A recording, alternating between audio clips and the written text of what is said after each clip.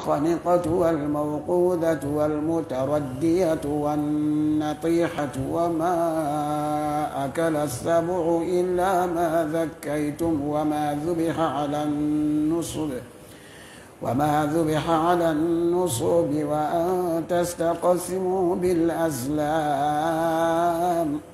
ذلكم فسق.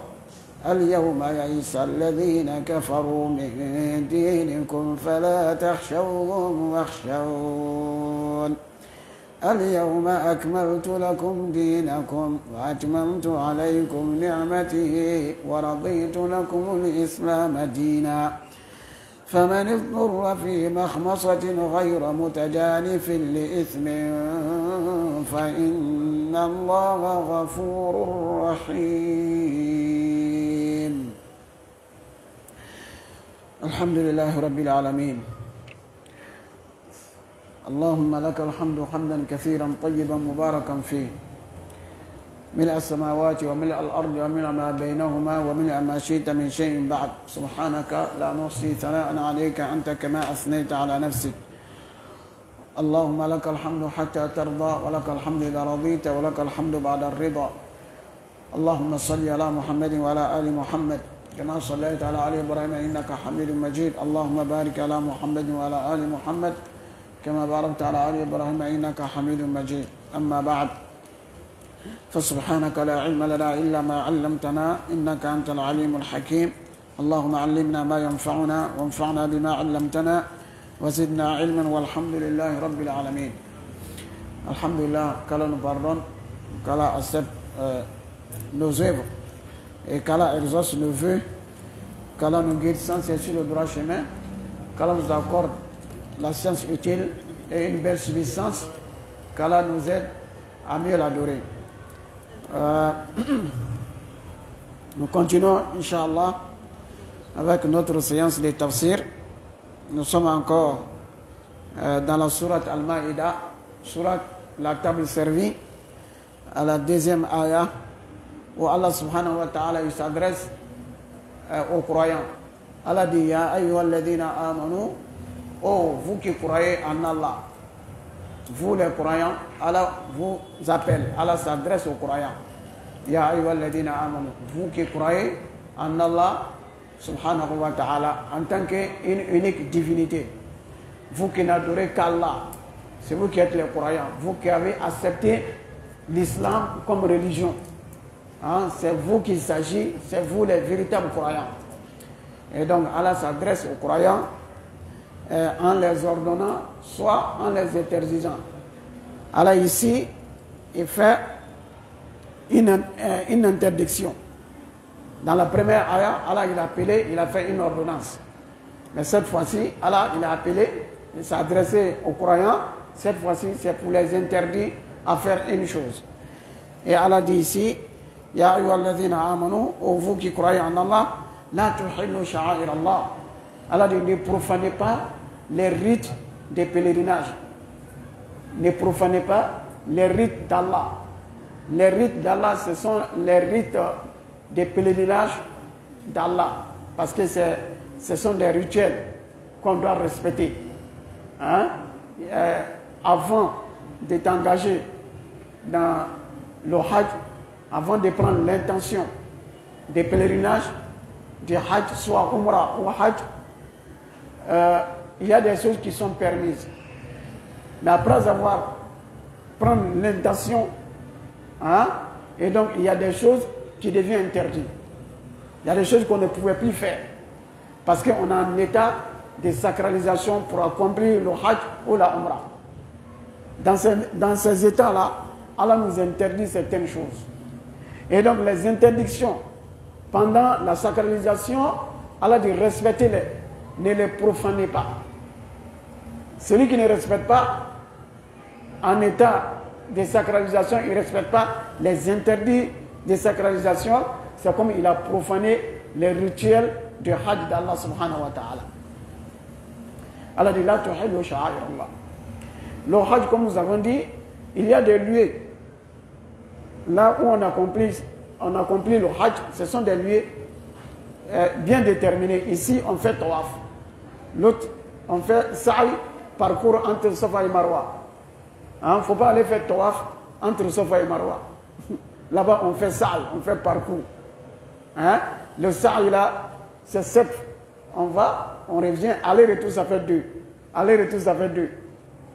Pour terminer, tu vas aller seulement, on commence par Safa, on termine par Marwa. Ce sont des rituels qu'il faut respecter. Tawaf aussi, c'est 7 fois. On n'ajoute pas sur les 7. Quand on va à Arafat, le jour d'Arafat, c'est un jour déterminé. C'est le 9e jour du mois de Dhul Hijjah. C'est ce jour-là qu'il faut faire son Arafat. Il ne faut pas aller faire avant ou après. Là, tu as le sha'ir Allah. Donc Allah ne profanez pas les rituels d'Allah, subhanahu wa ta'ala. Abdullah ibn Abbas, radiallahu ta'ala anhuma, il a dit qu'il s'agit des rituels du pèlerinage du Hajj. Il faut respecter les règles. Allah dit également, Wala shahr al-haram. Ne profanez pas également les mois sacrés. Les mois sacrés sont déterminés par Allah subhanahu wa ta'ala. Les mois sacrés sont 4. Shawwal, Zulqa'dah, Dhul Hijjah et Rajab.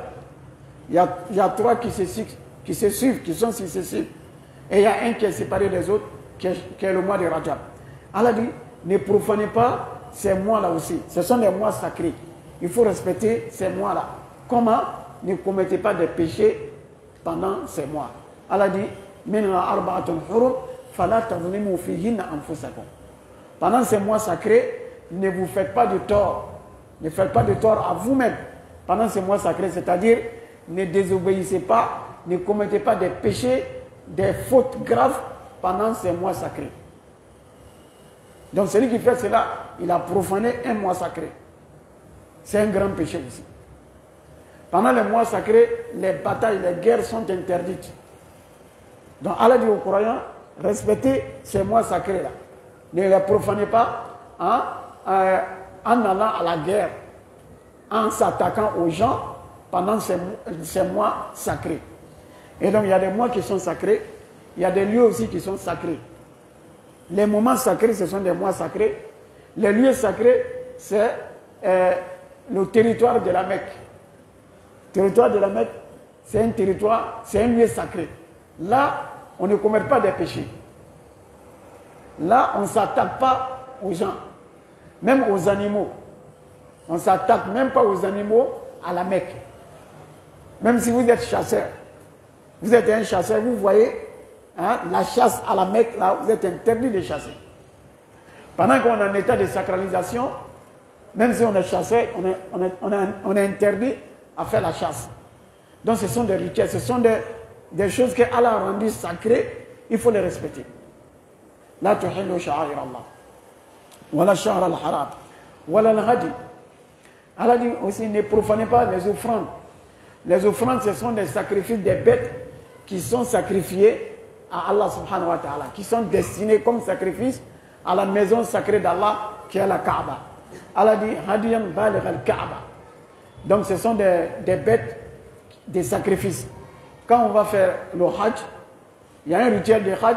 Après avoir accompli cela, il faut forcément immoler une bête pour Allah subhanahu wa ta'ala, pour la cause d'Allah.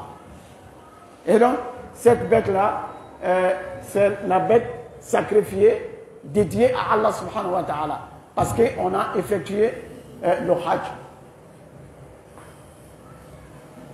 Celui qui doit aller au Hajj, c'est pour aller faire le Hajj auparavant, il prenait sa bête avec lui là, de son lieu de résidence habituel.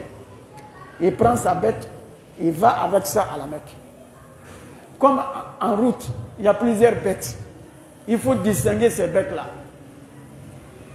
Il faut distinguer ces bêtes-là. Si c'est un chameau, ben c'est un mouton, c'est un bœuf, c'est une chèvre, ben c'est un brebis. Il faut distinguer ça. Il faut mettre une marque sur ces bêtes-là pour qu'on sache que ces bêtes-là ne sont pas comme les autres. Ces bêtes-là sont déjà sacrifiées, sont déjà dédiées à Allah. Et donc, automatiquement, cette bête-là devient sacrée. On ne doit pas s'attaquer à cette bête-là. Donc, Allah dit, il faut les respecter aussi. Subhanallah. Yani, toute chose qui est dirigée vers Allah subhanahu wa ta'ala doit être respectée. Tout ce qui est dédié à Allah doit être respecté. Même les bêtes. Parce que bêtes là, on doit l'immoler pour la cause d'Allah. Ce ne sont pas comme les autres bêtes. Une bête de tabaski, de fête de tabaski, n'est pas comme une bête où on prend, bon, on est content, on fait une cérémonie, bon. Non, ce n'est pas le même. L'autre est sacré, mais l'autre n'est pas comme l'autre. Allah dit, respectez-la aussi. Donc il distinguait ces bêtes-là, pour qu'on sache que ça, c'est bête. Le prophète sallallahu alayhi wa sallam lui-même, quand il a fait son hajj, lorsqu'il a effectué son hajj, lui-même il a fait une seule fois le hajj. Il a fait hajj al-Qiran. Il a fait hajj en même temps avec la Umrah, sans séparer. Dans ce cas, on doit faire hajj. Si on fait hajj et Umrah, que ce soit, on fait les deux ensemble. Dans le mois sacré, dans le mois de hajj, que ce soit, on fait les deux ensemble, on les cumule, on appelle ça le Qiran. Ou on sépare. Tu vas faire la Umrah, après tu te désacralises, et après tu prends encore l'intention du hajj. Ça c'est tamattu. L'autre c'est Qiran. Les deux formes du hajj, quand on fait ça, on est obligé d'immoler une bête de hajj. Ça c'est une obligation. Donc le prophète, quand il partait, lui il avait déjà l'intention de faire les deux ensemble, sans séparer. Il a pris sa bête à partir de chez lui à Médine, il a conduit sa bête jusqu'à la Mecque. Donc c'est comme ça qu'il faisait avant. Il prenait sa bête pour aller en même temps directement. Vous voyez. Donc ces bêtes-là sont distinguées. Et ces bêtes-là sont distinguées des autres bêtes qui prenaient, ils s'accompagnaient avec ces bêtes-là, arrivaient à une pause, soit ils les égorgeaient pour préparer pour manger, ça n'a rien à voir avec l'autre bête. L'autre bête-là, il faut que cette bête-là arrive à la Mecque. Il faut que ça arrive à la Mecque. Si bête-là meurt avant d'arriver à la Mecque, ce n'est pas valable. On doit chercher une autre bête, un autre mouton pour mettre à sa place. Hein? Allah dit wal hadiya ma'kufan an yablugha mahillahu. Donc une fois c'est distingué que cette bête-là est pour le hadi, il faut que ça arrive à la Mecque. C'est à la Mecque qu'il faut l'immoler.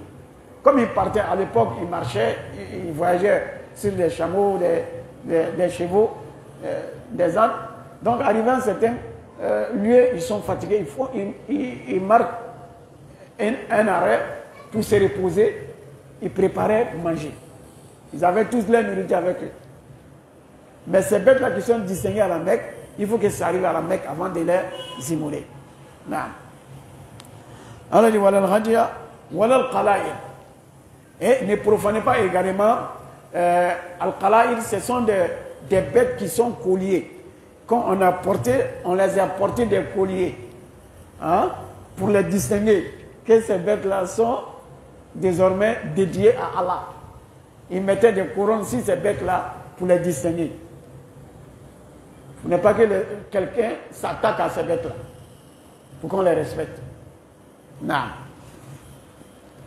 Voilà le qala'id. Les Arabes, quand ils partaient au Hajj, bien sûr, ils accomplissaient le Hajj avant même qu'ils deviennent des musulmans. Ça fait, le Hajj existait avant. Hein? Voilà, donc c'était leur rituel avant l'avènement du prophète alayhi salatu wassalam. Donc ils faisaient le Hajj. Quand ils partaient, parce qu'à l'époque il n'y avait pas l'islam, ils s'attaquaient et c'était la guerre seulement. Alors, les Arabes là, ils étaient dans une vie de jeunes. C'est-à-dire c'était seulement la guerre. Le plus fort s'attaque au plus faible.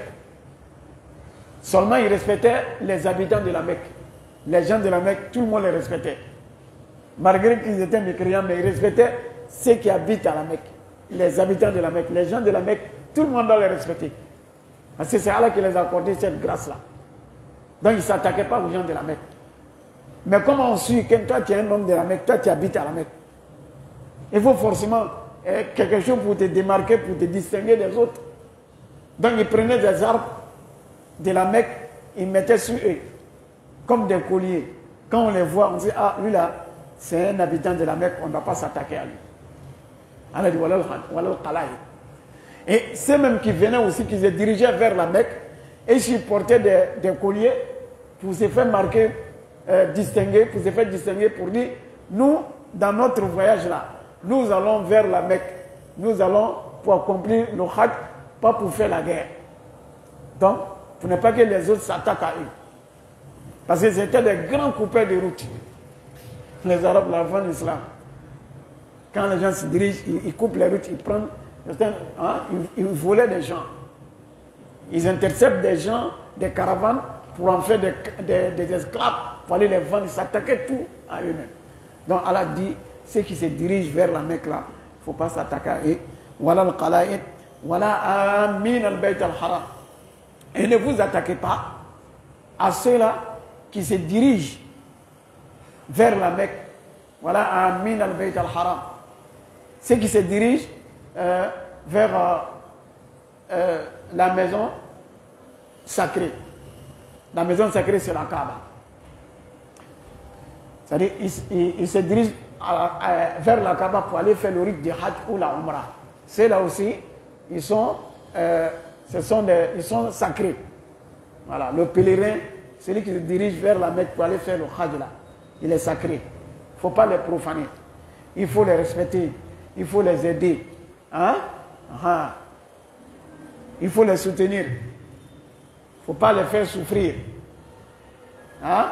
Voilà, ça concerne tout le monde. Maintenant, on se prépare maintenant pour aller à la Mecque, Inch'Allah. Cette année, Inch'Allah, le Hajj va y aller, Inch'Allah, donc, en ce moment-là, les gens se préparent pour aller à la Mecque. Il y a des démarches qui sont en cours. Alors, ceux qui sont chargés d'organisation du Hajj là, ils doivent respecter ces pèlerins-là. Il faut les respecter. Il faut les traiter bien. À partir d'ici même, avant même d'arriver à la Mecque. Parce que ceux-là ne sont plus comme les autres. Voilà, Amin al-Bayt al-Haram. Il ne faut pas s'attaquer à eux. Il ne faut pas les escroquer. Il ne faut pas rendre les tâches difficiles, compliquées. Il ne faut pas leur imposer des conditions qui ne sont même pas recommandées. Parce que souvent, nous-mêmes, à cause de nos organisations, on impose des conditions aux pèlerins pour rendre la démarche compliquée. C'est pas bon. C'est pas bon. Il faut toujours les faire facilitation. Il faut les aider. C'est mieux. Non. Voilà, min al-bayt al-haram, yabtaghuna fadlan min rabbihim wa ridwana. Allah dit, ne vous attaquez pas, ne profanez pas ceux qui se dirigent vers la Mecque. Leur objectif là, c'est pour aller faire le rite des Hajj. Min al-bayt al-haram, ils se dirigent vers la maison sacrée. Pourquoi? Yabtaghuna fadlan. Ils sont en quête de la grâce d'Allah, mir rabbihim, de leur Seigneur, wa ridwanan. Ils sont en quête de l'agrément et la satisfaction d'Allah. C'est pour nous dire que celui qui doit aller à la Mecque, celui qui veut aller faire le Hajj là, il doit seulement avoir une seule intention. C'est quoi? La quête de la faveur d'Allah, qui est son pardon et le paradis, et son agrément. Parce qu'un Hajj bien accompli n'a d'autre récompense que le paradis. Al-Hajjatul Mabroura, laysa laha jazaa'un illa al-Jannah. Si tu veux aller faire le Hajj là, il faut que ton intention, ton objectif soit d'avoir le paradis. Oui. Si tu fais le Hajj, que tu n'as pas eu le paradis, c'est que ton Hajj n'est pas agréé par Allah. Si le Hajj est agréé par Allah, la récompense, c'est le paradis. Al-Hajj al-Mabrour, laysa lahu jazaa'un illa al-Jannah. Un Hajj bien accompli, pieusement accompli, n'a de récompense que le paradis. Donc toi, le candidat au pèlerinage de cette année, toi quand on t'a appelé, que désormais c'est vous qui allez cette année-là, parce que ce n'est pas tout le monde qu'on va appeler. Voilà, cette année-là vraiment c'est trop compliqué. Il y a des gens qui se sont inscrits depuis 2020.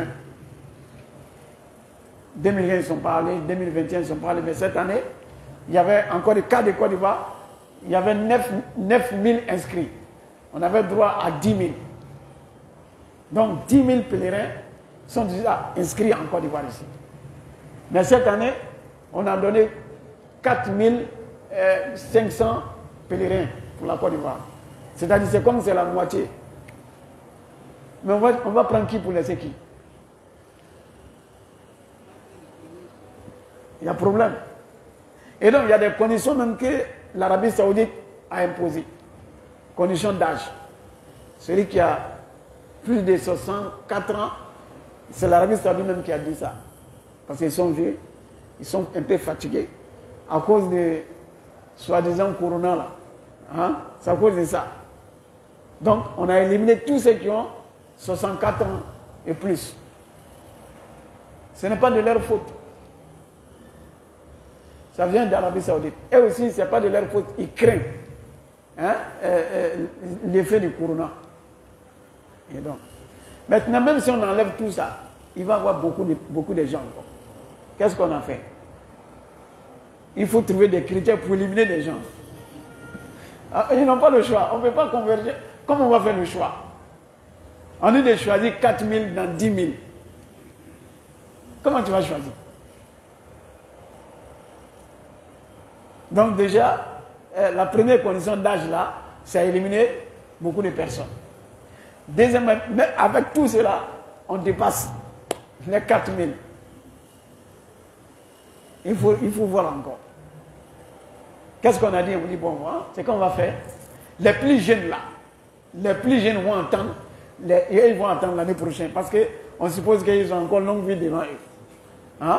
On va partir, on va donner l'occasion aux plus âgés. Comme on a déjà supprimé à partir de 64 ans, on les a éliminés, on va commencer par 63 ans. Tous ceux qui ont 63 ans, c'est ceux qui sont prioritaires. Parce que s'il ne va pas cette année-là, l'année prochaine, il va avoir 64 ans, il ne pourra pas aller si cette condition demeure. Donc c'est ça, je crois, sincèrement. On a bien réfléchi. C'est tellement sage. On dit, bon, à partir de 64 ans, il peut parler. Ceux qui ont 63 ans, ceux qui ont la priorité. On a choisi parmi ceux-là d'abord. Donc de 63 ans à 46 ans. C'est dans ces âges-là qu'on a choisi cette année les pèlerins du contingent de l'État. Cette année. Mais ce n'est pas le cas chez les privés. Les agences de voyage privés. Hein? Là où nous on est là, ce n'est pas le cas. Mais le cadre de 64 ans là, ça c'est partout. C'est l'Arabie Saoudite même qui a imposé cela. Mais l'autre côté, pour qu'on puisse, et c'est normal, sincèrement, c'est normal. Parce que à partir de ceux qui sont encore plus jeunes, et ils ont encore la chance. Hein? Donc, parce que ceux qui ont 63 ans cette année, s'ils ne vont pas là, ça veut dire que l'année prochaine, si la même condition demeure, ils n'ont pas encore la chance. Il faut les envoyer. Donc, vraiment, ces conditions-là, c'est très sage. Et ceux aussi qui ont des maladies un peu difficiles là, hein? Ceux-là aussi, on leur demande d'attendre. Parce que là-bas, l'effet de corona, ceux qui ont des maladies sont plus exposés que les autres. Donc c'est comme ça. Dans tout cela, dès que toi tu as payé ton argent, tu as déjà pris l'intention, Allah te jugera à travers ton intention. Voilà. Donc même s'ils ne vont pas, ils auront les mérites du Hajj. Si c'est pour le paradis là, ils auront le paradis. Mais si toi tu veux aller au Hajj, pourquoi on dit que tu es Hajj al-Hajj là? Toi ton problème là, moi je n'ai pas son solution. Hein? Celui qui va aller au Hajj, simplement qu'on lui dise Adja ou bien Ladji, moi je suis parti. Lui, son problème, on n'a pas sa solution. La solution, c'est que si tu as fait tout ce que tu devais faire, Allah a décidé autrement, tu n'as pas tort. Tu n'as même pas de péché. Tu dois prier Allah. On prie pour nous tous, pour qu'Allah te donne longue vie. Les années à venir, tu pourras aller effectuer ton Hajj. Ici, là, c'est pour nous dire, celui qui veut aller au Hajj, là, il doit avoir seulement une seule intention d'avoir le paradis. Celui qui va au Hajj se dirige vers la Mecque, la maison sacrée, pour aller faire le Hajj ou la Umrah. Son intention, c'est en quête de l'agrément et la satisfaction, la grâce d'Allah, qui est le paradis. S'il a d'autres intentions, c'est que lui-même, il s'est profané. Lui-même, il ne s'est même pas respecté. On ne va pas à la mer pour aller faire autre chose, si ce n'est que chercher le paradis. Hein? Voilà. Mais il n'est pas interdit pendant le Hajj d'exercer le commerce, d'aller vendre, d'acheter, ce n'est pas interdit. Mais l'objectif principal, c'est quoi? C'est l'agrément d'Allah, son paradis. Parce que la récompense du Hajj là, c'est le paradis. Quand nous accorde tous le paradis, qu'Allah facilite pour nous tous le Hajj. Naam. Naam. Alors, yabtaghouna fadlan min rabbihim wa ridwana. Alors, wa idha halaltum fastadu. Une fois vous avez fini vos rites de Hajj et que vous avez fini les rites de Hajj, vous êtes désacralisé. Idha halaltum. On s'est désacralisé lorsqu'on a fini les rituels de Hajj. En ce moment, tout ce qui était interdit à cause de la sacralisation devient permis. Comme la chasse était interdite pendant la sacralisation du chasseur, quand il a fini son rite de Hajj, il est désacralisé. En ce moment, il peut faire la chasse. Alors, il dit, wa idha halaltum fastadu. Une fois, vous avez fini vos rites de Hajj et vous êtes désacralisé, fastadu, vous pouvez maintenant aller à la chasse. Non. Allah dit wala yajrimannakum shana'anu qawmin an saddukum an al-masjid al-haram an ta'tadu. Allah dit wala yajrimannakum, faut pas que shana'anu qawm, faudrait pas que la haine contre des gens, la yajrimannakum shana'an, que la haine contre des gens, que les rancunes contre des gens vous incitent. Hein? Voilà, il ne faut pas que la haine et les rancunes, hein, des gens contre des gens vous poussent à transgresser. Il ne faut pas la haine et les rancunes des gens qui vous ont empêché à la première fois d'avoir accès, d'avoir accès à la Mecque. Il ne faut pas que cette haine-là vous pousse, vous incite à transgresser, à les attaquer. Cette phrase a une cause de révélation, cette ayah a une cause de révélation. Parce que le prophète sallallahu alayhi wa sallam, l'année où il avait décidé d'aller faire la Umrah, les gens de la Mecque l'ont empêché d'avoir accès à la Mecque. Il s'est retourné. Et cela a fait mal à ses compagnons. Au retour, ils ont vu aussi des gens qui se dirigeaient vers la Mecque, mais ce n'étaient pas des musulmans. Alors que les mécréants de la Mecque, ils ont empêché les musulmans à rentrer à la Mecque. Le prophète a dit, bon, on se retourne, parce qu'il y a eu des accords entre eux. Le prophète a accepté les accords, il s'est retourné. En cours de route, lorsqu'ils se retournaient, ils ont croisé des gens qui n'étaient pas des musulmans, et aussi qui partaient à la Mecque. Mais ils n'étaient pas empêchés, parce qu'ils pratiquent la même religion avec les gens de la Mecque en ce moment. Les compagnons du prophète sallallahu alayhi wa sallam, il y a eu quelques compagnons parmi eux qui ont voulu s'attaquer à ces gens-là, parce qu'ils nous ont empêchés d'entrer. Là aussi, les gens aussi n'iront pas. Non, on va les barrer ici, on va les bloquer. Allah a fait descendre cette ayah pour dire, non, il ne faudrait pas que la haine des gens vous empêche, des gens qui vous empêchent d'entrer à la Mecque, il ne faudrait pas que leur haine, leur rancune vous pousse, vous incite à transgresser, à s'attaquer à des gens qui se dirigent à la Mecque. Si vous faites cela, vous avez dépassé la limite, vous avez transgressé.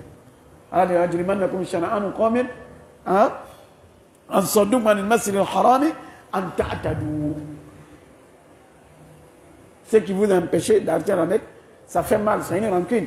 Hein? Alors il ne faudrait pas que cette rancune-là vous incite, vous pousse à vous attaquer à des gens. En ce moment, vous allez transgresser en ta'atadu. C'est pas bon. Même si quelqu'un a désobéi à Allah, hein? Envers toi, tu n'as pas le droit de désobéir à Allah envers lui. Si quelqu'un n'est pas juste avec toi, hein, toi tu dois être juste avec lui. Si quelqu'un n'est pas fidèle avec toi, toi tu dois être fidèle avec lui. Hein? C'est pas facile. Hein? Si quelqu'un il a menti sur toi, toi tu n'as pas le droit de mentir sur lui. Quelqu'un il a menti sur toi, tu n'as pas le droit de mentir sur lui. Parce que lui c'est un menteur. Est-ce que toi tu es menteur? Toi tu n'es pas menteur. Quelqu'un qui t'a volé, toi tu n'as pas le droit de le voler aussi. Non, non. Quelqu'un qui t'a trompé, il ne faut pas le tromper. Il ne faut pas dire si tu me trompes, je te trompe. Non. Parce que lui, il est trompé, mais toi, tu n'es pas trompé. Quelqu'un qui t'a trahi, toi, tu n'as pas le droit de le trahir. Parce que lui, c'est un traître, mais toi, tu n'es pas traître. Hein? Donc, celui qui désobéit à Allah envers toi, toi, tu dois obéir à Allah envers lui. Et tu auras toujours au-dessus. Hein? Celui qui désobéit à Allah envers toi, toi tu dois obéir à Allah envers lui. Dans ce cas-là, tu seras toujours au-dessus de lui. Tu seras meilleur que lui. Il faut te mettre au-dessus de lui. C'est pourquoi Allah dit Voilà yajrimannakum shana'anu qawmin an saddukum an masjidil harami an ta'tadu. Que la haine, les rancunes des gens qui vous empêché d'entrer à la Mecque, cette rancune-là vous pousse à s'attaquer, à vous attaquer à des gens qui n'ont rien à voir avec eux. En ce moment, vous allez transgresser. Non. C'est comme ça l'islam. L'islam, c'est le bon comportement. Parce que lui, il t'a fait du mal. En islam, là, toi, tu n'as pas le droit de lui faire du mal. Parce que lui, c'est un malfaiteur, alors que toi, tu es bienfaiteur. On ne se met pas à sa place. En proverbe Bambara, on dit si l'âne te chute là, toi aussi tu l'as chuté, c'est 2 ans maintenant qu'il se chute. Si lui, il pratique la mécréance envers toi, est-ce que toi, tu dois pratiquer la même mécréance envers lui? Non, c'est parce que lui, les mécréants qui se comportent ainsi. Mais toi, tu es musulman. Toi, tu dois pratiquer l'islam envers lui. Donc, en islam, on nous recommande de faire du bien. Même celui qui te fait du mal, là, faut lui faire du bien. Silman qata'aka wa ahsin ila man asa ilayk wa qulil haqqa walau ala nafsik. Faites du bien à celui-là même qui t'a fait du mal. C'est ça le comportement de l'islam. Mais ce n'est pas dans tous les cas. Il y a des cas là, tu dois te venger. Il y a des cas, Allah te permet de te venger. Allah dit Famani tada alaykum fa'tadu alayhi bimithli ma tada alaykum. Celui qui s'attaque à vous, vous avez le droit de riposter. Mais en fin de compte, Allah dit Wajaza'u sayyi'atun mithluha. Et dit la récompense du mal là, c'est le mal. Faman afa, mais celui qui pardonne, qui laisse tomber, wa aslaha, et qui fait du bien à sa place, fa ajru ala Allah, c'est Allah même, Allah dit sa récompense incombe à Allah. Allah va te satisfaire sans doute. C'est que tu laisses à cause d'Allah. Ayant la possibilité à te venger, mais tu laisses pour la cause d'Allah. Wal kazimin al ghayr wal afina anil nas. Voilà. Qu'Allah donne la bonne compréhension. Allah dit wa ta'awanu 'ala al-birri wa taqwa. Wa ta'awanu 'ala al-birri wa taqwa. Allah dit aidez-vous les uns les autres à l'accomplissement des bonnes œuvres. Al-birr. Al-birr, c'est le bienfait, la bonté. Allah dit entraidez-vous, aidez les uns les autres à accomplir des bonnes choses, des bonnes œuvres, à la bonté. Wa ta'awanu 'al-birri wa taqwa. Naam. Aidez-vous les uns les autres à la bonté et à la piété. La bonté et à la piété, al-birr, à accomplir des bonnes œuvres. C'est qu'Allah nous demande de faire, c'est du birr. C'est qu'Allah nous a interdit là. Le fait de s'interdire, ça c'est la taqwa. Faire les recommandations d'Allah, c'est la bonté. هذا هو البر. فعل الخيرات. البر هو فعل الخيرات. La bonté, c'est l'accomplissement des bonnes œuvres. Et les bonnes œuvres, c'est Allah qui nous recommande cela. C'est qu'Allah a dit de faire là. Quand on fait cela, c'est une bonne chose, c'est une bonne œuvre. Mais la piété, la taqwa, c'est de s'interdire aux interdits d'Allah. Donc, albir, la bonté, c'est de faire les actes d'adoration. La piété, c'est de s'écarter des péchés. C'est tout. Allah dit donc, entraînez-vous à la bonté, à faire des bonnes choses, à accomplir des bonnes œuvres, et à la piété, et entraînez-vous à vous éloigner des péchés et des interdits d'Allah. Non. Et donc, toute recommandation en islam, tout ce qui est recommandé en islam, si on fait cela, on doit s'aider à faire cela. C'est un principe. Allah dit, voilà ta'awanu ala al-ithmi wal-udwan. Mais ne vous aidez pas les uns aux autres, hein, ala al-ithmi, au péché. À commettre des péchés, wal-udwan, ne vous aidez pas les uns les autres à transgresser, à s'attaquer aux autres. Même si c'est ton frère. S'il n'a pas raison là, il ne faut pas l'aider. C'est ton parent, c'est ton frère, c'est un musulman comme toi. Hein? Vous pratiquez la même religion. Ce musulman-là, lui, va s'attaquer aux non-musulmans alors qu'il n'a pas raison. Vous, les autres musulmans, vous n'avez pas le droit de l'aider. D'ailleurs, même vous devez l'empêcher à transgresser. C'est ça l'islam. Le frère Sassam l'a dit, on sur akhaka zaliman ou mazlouman. Il dit, aide, soutiens ton frère, qu'il soit transgresseur, qu'il soit oppresseur ou bien opprimé. Ah bon? On sur akhaka zaliman ou mazlouman. Il dit, tu as le devoir, tu dois aider, tu dois soutenir ton frère dans toutes les circonstances.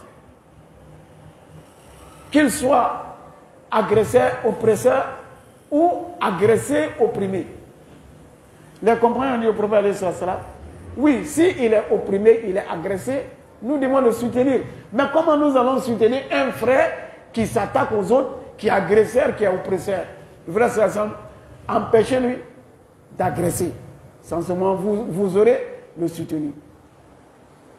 Il veut faire du mal là. Toi, tu dois l'empêcher à faire du mal. En ce moment, tu l'as aidé. Tu l'as aidé. Pour l'empêcher de faire du mal. C'est son droit sur toi. Il ne faut pas qu'on va se laisser dans les mauvaises choses.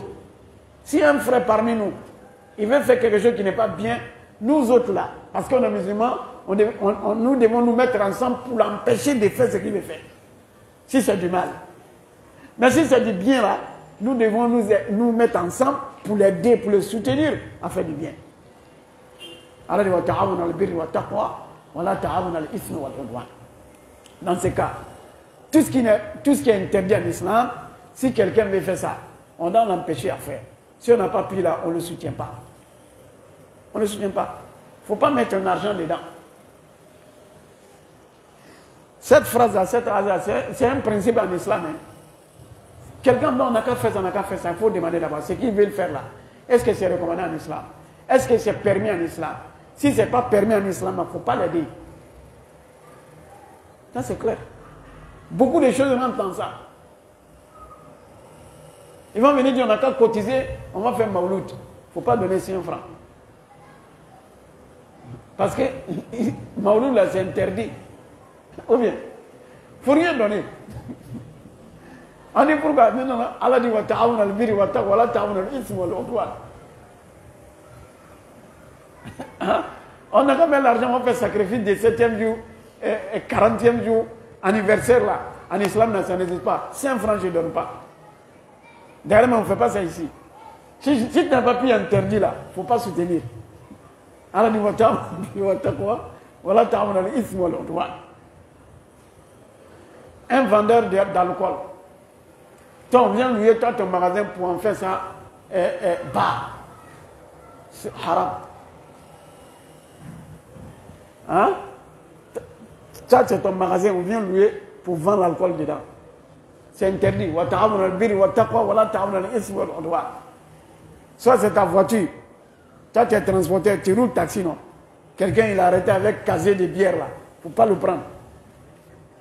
Voilà, tu as il ne fait pas du bien, lui, là. Hein? Alors, il ne faut pas le prendre. Il faut passer. Hein?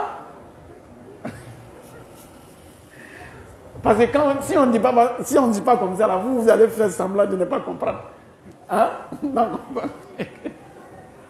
C'est ça. En matière de... Quand les gens cherchent l'argent, là, vraiment, c'est pas facile. Hein? Non. Toi, c'est ton magasin, tu loues. C'est quoi on doit faire dans ton magasin, tu dois savoir qu'est-ce qu'on fait là-bas. Si on vend des articles qui sont interdits en islam, il ne faut pas donner ton magasin. Alors, parce qu'on dit pourquoi? Allah dit wa ta'awun al-birri wa taqwa wa la ta'awun al-ithmi wal udwan. Si on fait ça, on devrait faire du bien à la communauté. Si tous les musulmans ont refusé qu'on vende l'alcool dans les maisons, finalement, il y a combien de maisons qui ne sont pas pour les musulmans? Ils vont aller créer un quartier ailleurs là-bas pour aller faire. Si tous les transporteurs musulmans refusent de transporter l'alcool, la bière,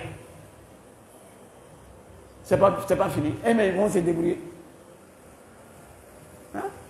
Dans les autres, non, c'est mon travail. C'est non. Ouais, mon travail. Il faut respecter ta religion. Wa ta'awunu al-birri wa taqwa wa la ta'awunu al-ithmi wal udwan. Je sais que vous allez poser question. Attends. Question, il faut attendre après. Donc tout rentre dans ça. Wa ta'awunu al-birri wa taqwa wa la ta'awunu al-ithmi wal udwan. Voilà, quelle que soit la personne, il ne faut pas l'aider au péché ou à la transgression. Non. Allah dit wattaqullah. Allah dit craignez Allah, parce que Allah sait que ça là, mais ça en pratique là c'est compliqué. Allah dit wattaqullah, craignez Allah. Inna Allah shadidul iqab. Certes, Allah est sévère en punition. La punition d'Allah est très sévère et c'est très dur, le châtiment d'Allah. Qu'Allah nous en préserve. Non. Oui, ta question c'est quoi?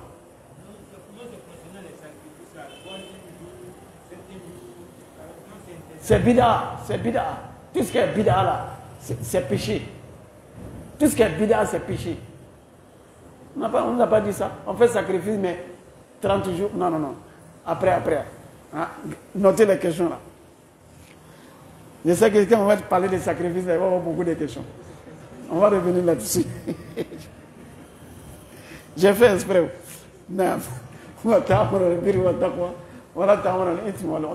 Parce que pourquoi j'ai dit ça? Il y a des gens, lui, comme ce sont ses parents, lui-même il ne va pas aller, bon, comme c'est la famille, bon, on m'a dit que c'est pas bon, mais toi tu envoies ton argent, tu es dedans. Tu ne donnes pas. Tu n'envoies pas l'argent, tu n'assistes même pas. Hein? Voilà. Sacrifice est bon, hein? Mais 7e jour que nos parents ils font ici, là, c'est ça qui n'est pas bon. 40e jour, là, c'est ça qui n'est pas bon. Anniversaire de décès, là, ça, c'est pas bon. Voilà. Sinon, toi-même, tu peux faire sacrifice comme tu veux. Alors, on donne la bonne compréhension. Allah dit, Hurrimat alaykum al-mayta. Maintenant, Allah va nous citer les interdits. Hein? Des viandes qu'on ne doit pas consommer, les musulmans ne doivent pas consommer. Hein? Comme il a dit, à la première ayah, il a dit, il est licite pour vous, hein, la chair des bestiaux, à part ce qui sera lu sur vous. Ce qui sera lu là, c'est ici là. Allah dit, il dit, la bête morte, la chair de la bête morte, sans immolation, est interdite à vous. Il vous est défendu. Il vous est défendu al-mayta, de consommer la chair d'une bête, hein, qui est morte sans être égorgée. C'est une bête qui est morte comme ça. On ne sait pas pourquoi il est mort. Cette bête, on ne sait pas pourquoi elle est morte. Hein? Même si c'est un mouton, même si c'est un bœuf, un gros bébé est mort comme ça. Non, ça fait mal. Il ne faut pas consommer. Allah t'a déjà interdit. Si la bête est morte comme ça, Allah haram. Allah dit hurma alaykum al-mayta. Ça c'est la première. Hurma alaykum al-mayta. On sait même, tu ne sais pas de quoi, pourquoi cette bête-là elle est morte. Et c'est meilleur pour toi. Peut-être cette bête-là a consommé poison. Toi, tu ne sais pas, il est mort. Toi, tu viens manger, tu vas mourir aussi. Tout ce qu'Allah nous interdit là, c'est bon pour nous-mêmes. Tu ne sais même pas de quoi cette bête-là est morte. Il ne faut pas la consommer. Peut-être c'est une maladie mortelle que la bête a. Elle est morte, toi, tu viens manger ça. Hein? Tu vas attraper cette maladie. Et ça peut te tuer. Ou bien peut-être la bête, elle a consommé du poison. Ça est dans son corps. Quand tu viens manger ça, tu seras empoisonné. Donc si la bête elle est morte comme ça, sans être égorgée, c'est-à-dire le sang qui est resté dans son corps là, dans la chair là, ce sang là est déjà sué. Hein? Donc ça contient des maladies. Des microbes se rassemblent dans son corps. Si toi tu viens manger ça, tu vas contracter une maladie, ça c'est sûr. Donc Allah nous a interdit la bête morte, al-mayta, qui n'a pas été égorgée. Naam. Qui est morte de lui-même. Wadam et le sang. Le sang, vous êtes interdit. En islam, on ne boit pas du sang. Même si c'est le sang des moutons. Le sang là même si, lorsqu'on a égorgé la bête là, on a dit piscine pour égorger, sang qui sort là, sang là c'est haram, c'est sang là c'est interdit. On ne consomme pas le sang. Wadam, ou daman masfouhan, c'est-à-dire le sang qui est coulé. Hein? Quand on immole, on égorge la bête là, et le sang là ça sort beaucoup comme ça. Ça coule et il y a des gens qui ils rassemblent cela. Après un bout de temps, ça devient coagulé. Donc le sang coagulé, les gens ils prennent ça, ils préparent, ils mangent. Ils disent que c'est doux, que c'est comme la foi. Hein? Moi je n'ai jamais goûté, mais ceux qui goûtent là, ils disent que c'est même chose avec foi. Ça, la foi là c'est sang. On sait que foi là c'est sang, mais ça, foi c'est foi. Mais le sang qui coule, que ça se coagule là, c'est ce qui est interdit. Wadam.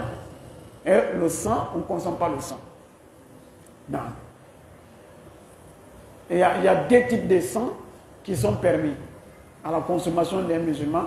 Le prophète sallallahu alayhi wa sallam a dit Uhit latlana maitatani wadaman. Hein? Il dit il est licite pour nous les musulmans, hein? Des bêtes mortes, deux types de bêtes mortes, hein? Et deux types de sang. Les bêtes mortes là, c'est quoi? Les bêtes qu'on n'a pas égorgées là. As-samaka wal-jarab. Le poisson et les criquets. Hein? Le poisson, les criquets là, on les mange. On n'est pas obligé. Combien de temps toi tu vas prendre pour les égorger, criquets là? Hein? Parce que Allah nous a permis cela. Donc le poisson, on n'a pas obligé d'égorger le poisson, de dire d'ici là pour égorger le poisson. Non, on n'a pas obligé de faire ça. Poisson, on mange seulement. On ne cherche même pas à savoir pourquoi le poisson est mort même. Hein? Voilà. Donc il faut manger. Maintenant, si toi tu as eu le courage d'immoler le poisson pour dire d'ici là, ayamna, attraper. Voilà. Il n'y a pas de problème. Non, on va manger. Mais tu n'es pas obligé de faire ça. Hein? Non. Donc, poisson, on n'égorge pas. Ça m'a rappelé une histoire. On m'a dit que les viandes congelées qui viennent de l'Europe, là, quand ils mettent halal. Ils mettent halal égorgé, islamiquement égorgé. Hein? Ils mettent ça pour que les musulmans puissent consommer. Ils mettent seulement sur les cartons, là.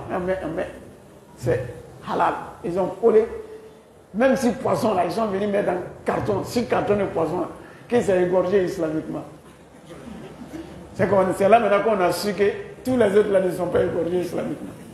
Ils se sont trompés pour mettre 6 cartons de viande là. On est exposé. Hein? Ce n'est pas des gens dignes de confiance. C'est ça. Vous voyez, Allah les a dévoilés. Ça veut dire qu'ils mettent comme ça, ils mettent dans les cartons pour vous envoyer. Il suffit d'écrire seulement que c'est halal. Et puis nous, on consomme. Qui a écrit que c'est halal? On a dit qu'ils ont égorgé islamiquement. Qui a égorgé? Mais en matière de nourriture en islam, là, on n'a pas besoin d'aller chercher, d'aller fouiller. Non, non, non. Si ça vient là, si tu ne doutes pas là, il faut des biscuits là, tu manges. Il ne faut pas chercher à savoir qui l'a immolé, c'est quitté. Tant que c'est chef de viande, mouton ou bœuf ou poulet là, hein? Il ne faut pas chercher à savoir qui l'a immolé, c'est quitté où. Mais si tu fais la recherche, ce que tu as vu là, ça se limite à toi seul. Il ne faut pas nous dire ça. Voilà, non, on n'a pas besoin de cette information. Une fois que tu sais là, c'est interdit pour toi là-bas. C'est toi qui allais chercher nous. Voilà, donc ça reste avec toi. Mais nous autres là, non, on n'a pas l'information. Non, on mange. Ah, le prophète Sam il a dit, si vous recevez de la viande, ne cherchez pas à savoir où c'est quitté. Dites-vous bismillah et mangez, c'est fini. Celui qui a égorgé, s'il n'a pas dit bismillah, moi qui mange, si moi j'ai dit bismillah, c'est pas fini. C'est ça. Mais si toi tu es allé faire la recherche, et puis tu as vu que c'est comme ça se passe, c'est interdit pour toi. Hein? Quand on donne la bonne compréhension. On va avec mon maïta. Non.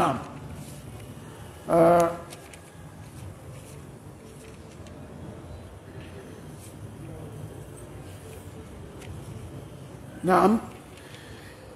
Et donc la bête morte, Wadam et le sang.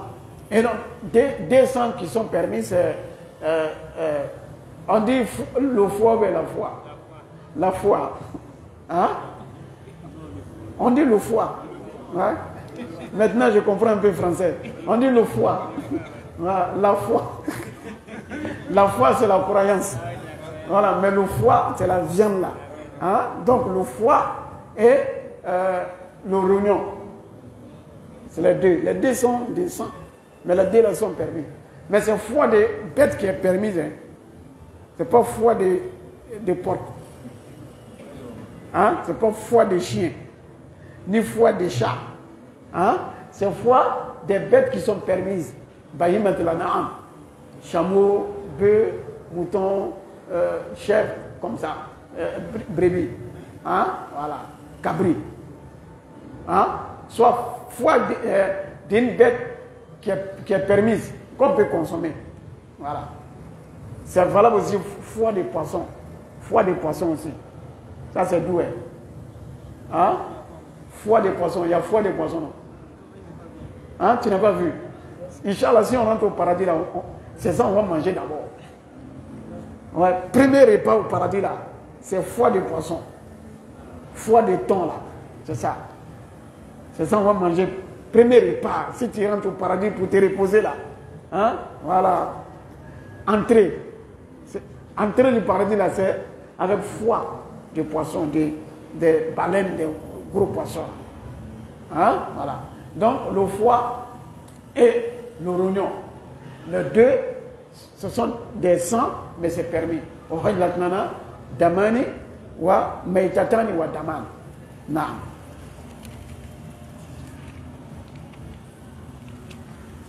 حرمت عليكم الميتة والدم ولحم الخنزير et la chair du porc.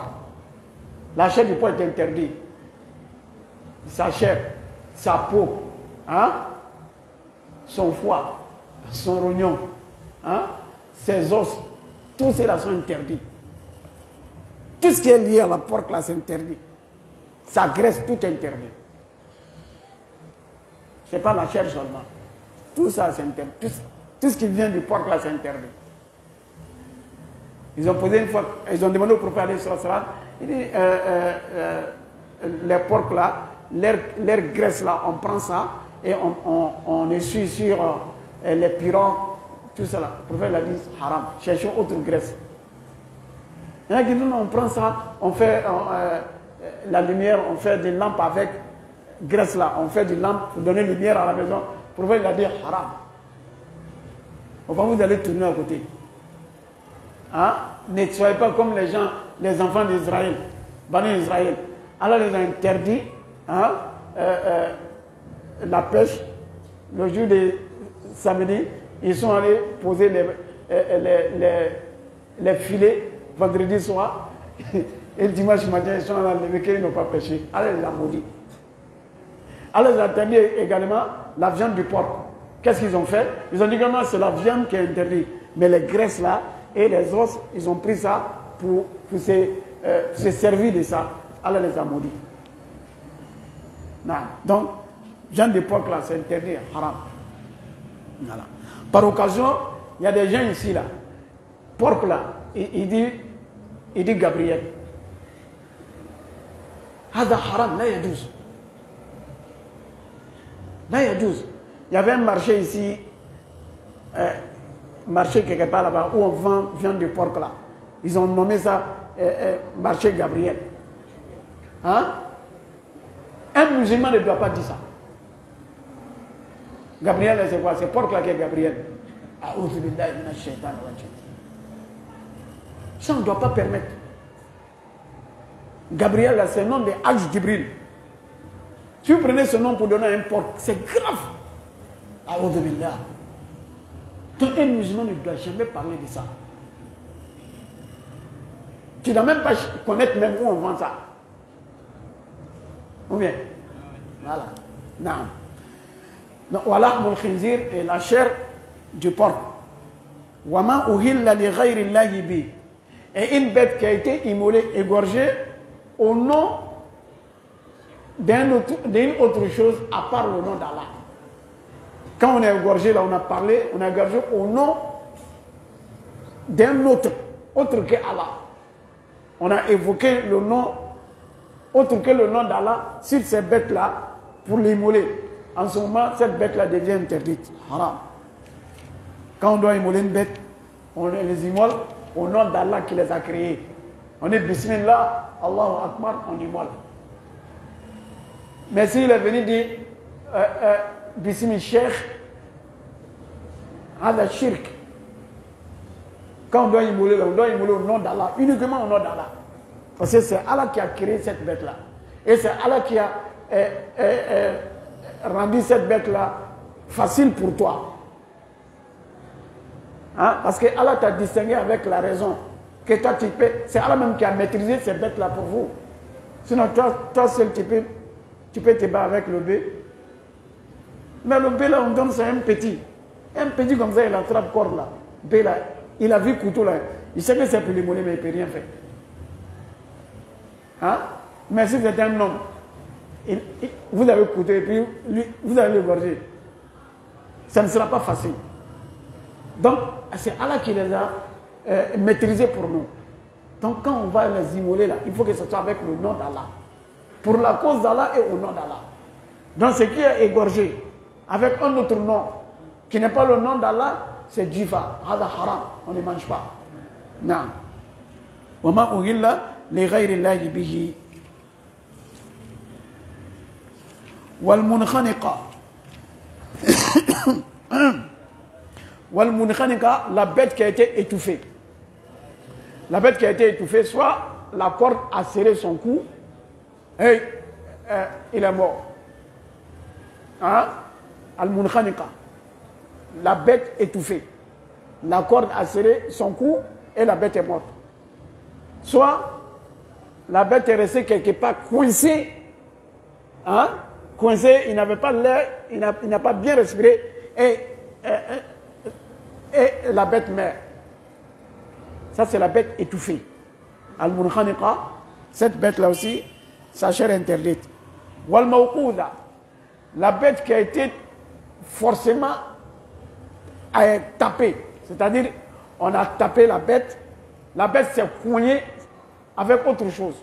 Soit on l'a tapé avec un objet non tranchant, qui n'a pas coulé du sang. Hein? C'est ça qui est mawqouda. Soit on l'a tapé, on a tapé sa tête avec gourdin. On a tapé sa tête avec marteau. Hein? Quelque chose qui n'est pas tranchant. Qu'on tape la bête avec, soit voiture l'a poignée. Hein? Soit mur est tombé sur la bête. Soit quelqu'un l'a tapé, un karatéka. Il a tapé la bête et puis la bête est morte. Ou bien quelqu'un l'a chuté avec son pied. Hein? La bête est morte. Ou bien on a lancé caillou sur lui. Et la bête est morte. Non. Parce que ceux qui ne sont pas musulmans là, quand ils n'ont pas le temps pour aller, ils prennent marteau, ils mettent bête là, ou bien ils prennent gourdin, bois comme ça, ils mettent sur sa tête, et puis la bête mort. Parce qu'ils pensent qu'ils prennent la bête pour l'immoler avec couteau là, parce que ça fait mal à la bête. Qu'est-ce qu'ils font maintenant? Ils ont des matières, maintenant en Europe là, ils immolent, non, ils ont des matières comme ça. Ça passe, ils les tapent avec et puis les bêtes mortes. Comme ça vient, ça tape la bête et puis elle morte. Ceux qui ne sont pas en Europe, chez nous ici là, les Africains n'ont pas de machines. Et ils ont gourdin, gros bâton comme ça, gros bois. Ils prennent ça, mais c'est ouf. Très généralement, on fait ça avec les porcs. C'est le porc qui tue comme ça. Peu importe, même si on a égorgé porc là, c'est haram. Quand on était encore petit, un jour j'ai vu, ils ont égorgé porc devant moi. Donc ils n'ont pas tort de ne même pas chercher à l'égorger. Bête là, porc là, crié. Maman, vraiment, c'est grave. Et puis son cou là est gros comme ça, avant de finir là. Non, c'est un problème. Donc c'est pourquoi il ne se fatigue pas. Il met goût en même temps et puis la bête est morte. Et donc, cette bête qui est tuée comme ça, c'est interdit. Wal mutaraddiya, une bête qui a chuté, hein, qui est tombée du haut, qui tombe dans tout bête, qui tombe du haut. On est en train de converger des bêtes, ils sont dans le camion derrière là. Et puis, ils sautent pour tomber. Si la bête meurt là, ça c'est al mutaraddiya. Une bête qui est morte d'une chute. Soit elle est sautée pour tomber à terre, elle est tombée dans un puits, dans un trou. Ça, c'est la bête morte d'une chute. Soit la bête qui est morte au cours d'une corne. C'est-à-dire, il a fait combat avec une autre bête, hein, qui l'a donné coup de corne. Hein?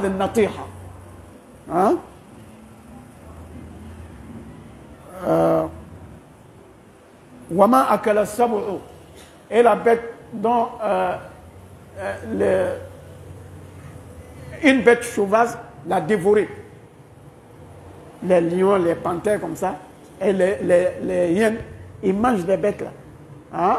Donc une bête qui a été dévorée par une autre bête sauvage, wama akala sabu illa ma zakaytum, hein? Sauf ce que vous avez déjà, vous avez saisi, hein, récupéré pour égorger. C'est-à-dire la bête, j'ai vu un bœuf comme ça, on a trouvé le bœuf en train de venir, mais il y a le loup a déjà coupé un pied. Hein? Les liens, là, les loups, là, ils sont bandits, il a coupé le pied de bœuf là. Mais la bœuf est venu, il n'est pas encore mort. Mais un pied est parti avec le loup. Vous avez égorgé, vous pouvez manger. Mais si la bête est morte, de ça, on ne mange plus. Hein? Non. Wama akala sab'u illa ma zakaytum. Wama dhubiha ala nusubi. Et la bête qu'on a égorgée sur une pierre des rites des idolâtres. Les idolâtres, les féticheurs là, quand ils viennent, ils immolent les poulets là, sur une pierre. Alors, wama dhubiha ala nusub. Les bêtes qui ont été immolées pour des fétiches, pour des idoles. La pratique des idolâtres là, ces bêtes-là sont interdites. Non. Wama zubiha al-nusubi wa an tastaqsimu bil aslam. Al-istiqsam bil aslam, ça c'est une pratique que les idolâtres pratiquaient. C'est un rite des idolâtres. Ils font ça comme tirage au sort, quelque chose comme ça, il faisait ça. Même à la Mecque, il faisait ça. Il pensait que c'est un rituel du shirk. Allah interdit cela. Parce qu'ils pratiquaient ça pour dire que c'est leur religion. Allah dit, ils ont même menti sur Abraham. Alayhi salam, ils ont fait l'image d'Abraham dans la Kaaba. Il est en train de pratiquer cette pratique-là. Donc Allah il a dit, Allah dit, tout ce que Allah a cité là, c'est la perversité. Ce sont des pervers qui font cela. C'est-à-dire tout ce qu'Allah interdit, celui qui fait ça, c'est un pervers. Tout ce qu'Allah interdit, celui qui fait cela, hein, il commet la perversité. Allah dit, Dhalikum fisq. Naam, on va s'arrêter là, il est déjà l'heure. Naam. Qu'Allah nous donne la bonne compréhension, qu'Allah nous pardonne. Wallahu ta'ala alam, wa sallallahu alayhi wa sallam. Assalamu alaikum.